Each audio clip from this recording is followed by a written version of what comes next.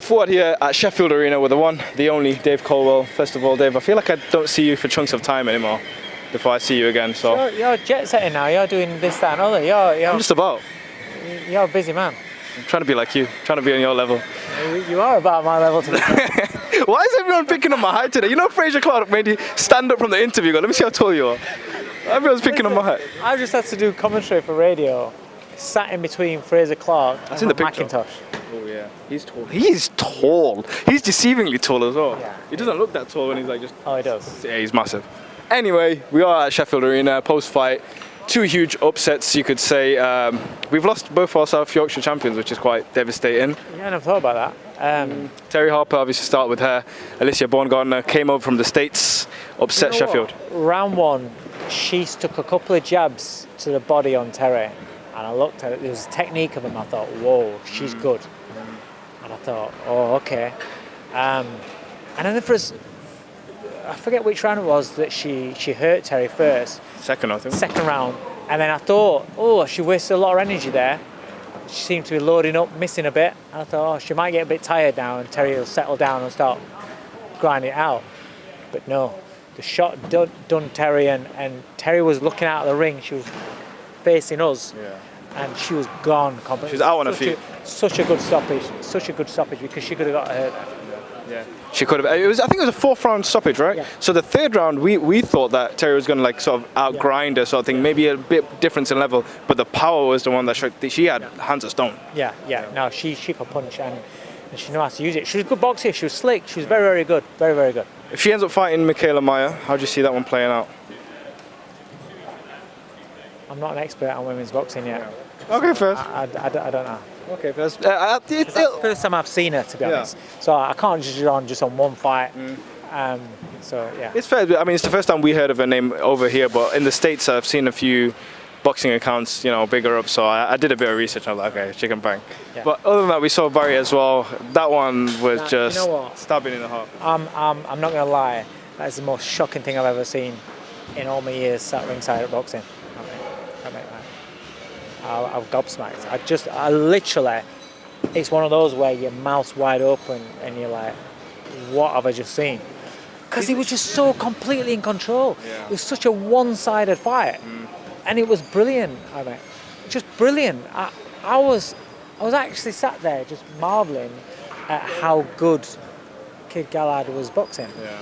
And I was like, wow, this is just brilliant. You were just doing what Kid Galahad does?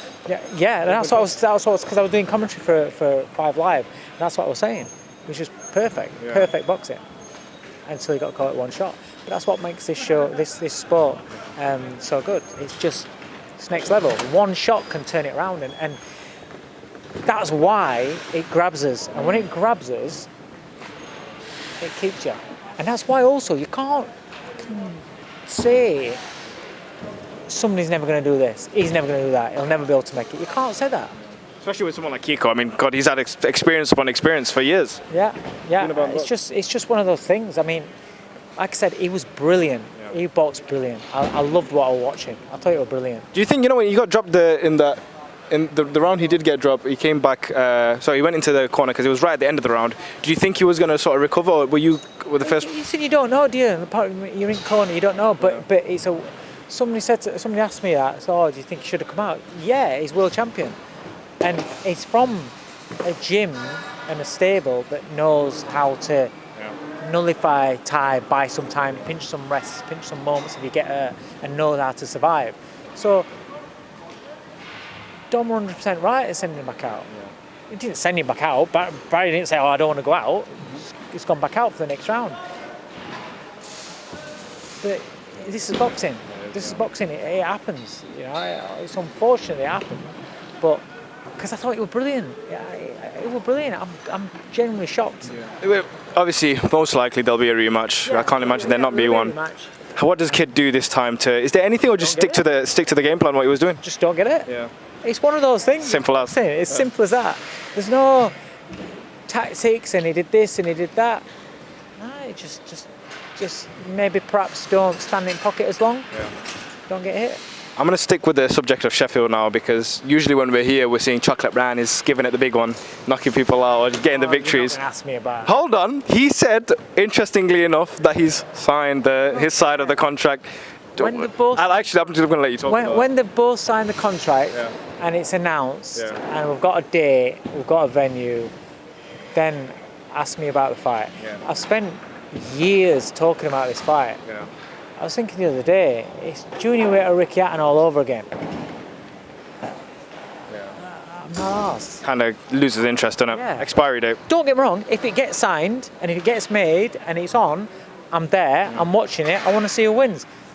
I'm not as arsed as what I was, but I'll still watch it. Still intriguing. I'll still watch it. But whoever wins now doesn't mean that they'd have won when they were both in their prime. Different fighters. Yeah. But will I still watch it? Yes, I will still watch it. But don't ask me about it until it's signed, because it don't mean shit. A few more questions. Sticking at the 147, I guess 147 when they used to be. Conor Benn fighting very soon in Liverpool. His fight against Algieri. Quite a good test for him. He's a very good test. You see Conor's slow. I've loved Conor's career. The way they've built it up, I feel like that's just perfectly, and he's performing perfectly. This fight, is he out to make a statement? Do you think he will? If he wins, it's a good statement. Is it like even if over 12 rounds, it's still a good statement? Because that means that he's showing he's got an engine to be able to hang with somebody like Algieri for 12 rounds. If he gets rid of him, that's a real statement. Algieri's not a walkover, especially for somebody of Conor Benn's experience and experience at that sort of level. So it's a really good fight. I ain't got a problem with that fight at all. I would much rather that fight than throw in and rush Conor Benn into something that he's not ready for. Yeah. And finally, I've seen Derek at your gym. Is he with you now? What's going on? He's been with me for about... I can't tell. Derek he's everywhere, but I seen him in your gym, seen him training, so I'm presuming you're coaching him again. Big fight, Joseph Parker. How's he looking? Joseph was here. Did you? Yeah, I think Joseph's looked well as well. Yeah. No, listen, both fighters are going to be improved. Both fighters are being better. It's going to be a better fight than the first one. I'm excited for it. Yeah. It's a good fight. Confident? I am, yeah. Excited. It's a great way to finish the year. We'll finish the night now. We've lost both of our champions. Hopefully we'll get them back soon. Any final words to the fans watching? No, just I think tonight's a reason why we love this sport, because it can just change just with one shot. It's one shot, one split second, it can completely change a fight. Doesn't matter how it's going, doesn't matter how much somebody's in control, doesn't matter who you think is going to win going into it. It's all opinions. Nobody knows. When people say, it's easy, this, nobody knows, because that can happen. How many people told you that Kiko Martinez was going to knock out Kid Galahad? Nobody. How many people slagged the fight off when it was made? Everybody. Listen, hands up. When I saw that got made, in our gym we was like, fucking hell. Not really asked about that fight. In all honesty, was I that bothered about coming tonight? I was like, not really. I know what's going to happen. But it's my own town, I wanted to come, work for BBC Radio 5 Live. And I'm so glad I did. Because if I did not come because I thought it was going to be a crap fight, I'd have kicked it, because tonight, that experience tonight for me, I will never forget that, because it's the most stunning upset I have ever seen in my life in boxing. Unbelievable. So I'm glad I'm here. And again, let's not write off things before we see them play out. Awesome. Well, Dave, thank you for your time as always. We'll catch you very soon. Thank you, bro.